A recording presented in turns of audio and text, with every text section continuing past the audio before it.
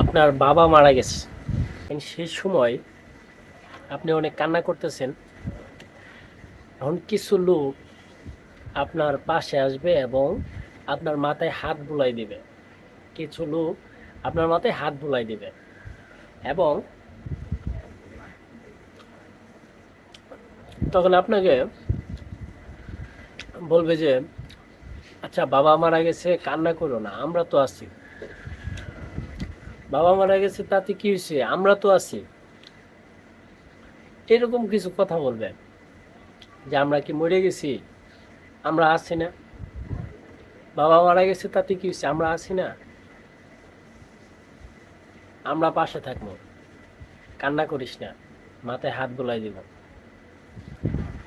আচ্ছা, কোন তো যে সত্যি কি তারা থাকবে? যে বাবা মারা গেছে, সত্যি কি তারা থাকবে? বেশি দিন না, আপনি 2 দিন পর, আপনার বাবা মারা যাওয়ার পর 2 দিন পর যে লোকটা আপনাকে এই কথা বলছে, যে লোকগুলো আপনাকে এই কথা বলছে, আপনি তাদের কাছে যান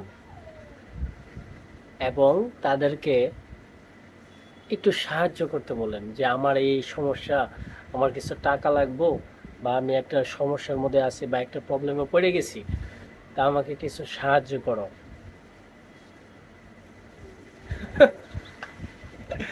তারা মুখ ঘুরায় নিবে, তারা উল্টো দিকে ঘুরে চলে যাবে। তারা এটা করবে, তারা আপনার কাছ থেকে ছাইড হয়ে যাবে, বলবে যে আমার কাছে তো এটা নাই, আমি তো পারবো না।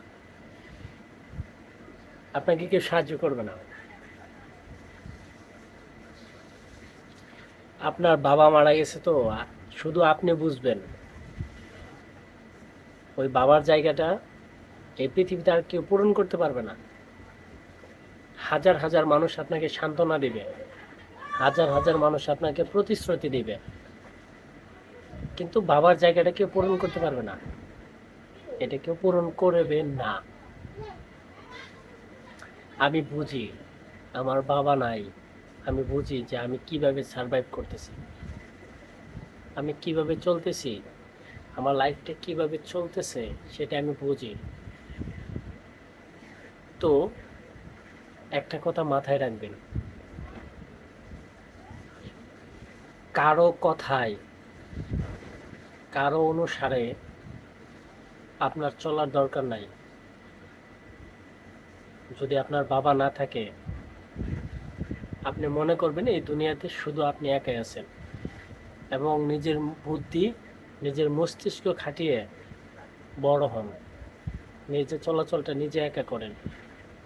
আপনার বাবার গোষ্ঠী, জ্যাঠা কাকা দাদা যারাই আছে, আপনার কেউ আপন না।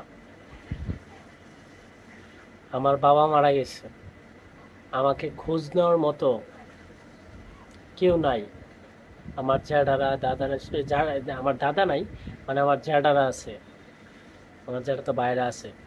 আমি একজন ইতিম। আমার বাবা যাওয়ার পরে আমার খোঁজ নিয়ে দেখে নাই। আমি যে একা কেমনে চলতেছি, একটা মানুষ কিভাবে সারভাইভ করতেছি, কিভাবে কি করতেছি, এই খোঁজ নেওয়ার মতো তারা, তাদের সময় নাই। তো এই জীবনটা আমি ভালো করে বুঝি, এই জীবনটা ভালো করে উপলব্ধি করি যে বাবা না থাকার কি যন্ত্রণাটা। মুখে মুখে বাবা অনেকে হওয়া যায়, কিন্তু বাবার দায়িত্বটা পালন করা খুব কঠিন, এটা কেউ করবে না।